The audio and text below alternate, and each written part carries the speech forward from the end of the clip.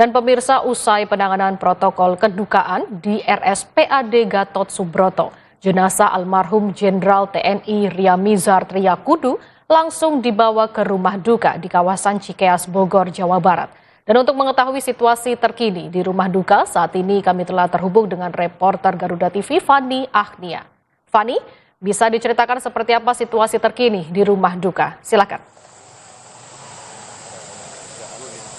Ya, selamat petang Sheila dan juga pemirsa. Betul sekali, ini kabar duka dari mantan Menteri Pertahanan pada 2014-2019, Riamizar Triakudu, tutup usia di usia yang ke-76 tahun, dan saat ini saya melaporkan langsung dari rumah duka yang berada di Cikeas, Kabupaten Bogor, Jawa Barat. Tentu sebelum jenazah Riamizar ini dibawa ke rumah duka, diinformasikan sebelumnya telah meninggal dunia pada pukul 14.03 waktu Indonesia Barat di RSPAD Gatot Subroto.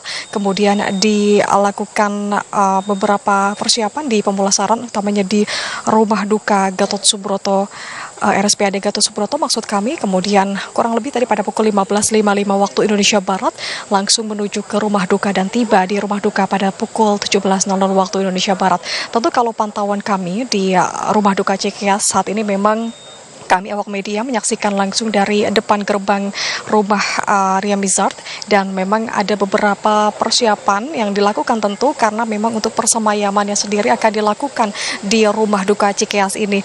Tentu kalau kami melihat terakhir jenazah mengembuskan nafas terakhirnya di ruang intensive care unit RSPAD karena kondisi kesehatannya yang semakin menurun, dan kita saksikan juga pada malam hari ini kerabat, keluarga, dan juga rekan kerjanya mulai berdatangan untuk bisa melakukan bagaimana doa bersama dan juga menyelawat secara bersama-sama mendoakan mendiang daripada jenazah Riamizar Triakudu. Kalau dapat saya ulas kembali pemirsa, sosok Riamizar ini lahir di Palembang, Sumatera Selatan pada tanggal 12 April 1950 maksud kami, yang memang saat ini usianya juga sudah 76 tahun, dan semasa hidupnya juga memang berkontribusi di bidang militer, di dunia militer, yang sebelumnya juga pernah 5 tahun menjabat pada era pemerintahan Presiden Joko Widodo. Kemudian kalau kita melihat kembali bagaimana sosok Riamizar ini sebelum menjadi Menteri Pertahanan, ini jabatan terakhirnya di TNI adalah Kepala Staf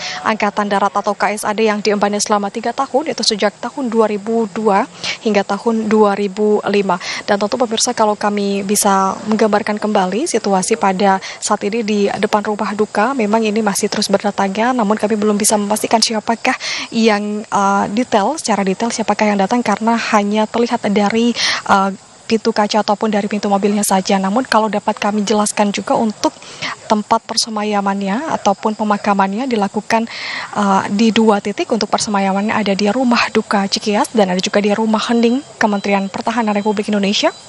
Dan pada esok hari ini akan dimakamkan kurang lebih pada pagi hari. Untuk jamnya secara detail kami belum terinfo, namun untuk lokasi tempat pemakaman umumnya ditempatkan di TPU Kalibata, Jakarta Selatan. Sementara itu, Sheila, informasi dari rumah duka Cikeas, nanti kita akan terus melaporkan kepada Anda siapa saja sekiranya yang sudah tiba, atau bahkan nanti Presiden Prabowo Subianto juga turut hadir, atau Menteri Pertahanan juga turut melawat ke titik rumah duka ini. Kembali ke Anda di studio. Ya, baik, terima kasih untuk pantauannya sejauh ini, Fani. Nanti kita tunggu update selanjutnya. Selamat kembali bertugas.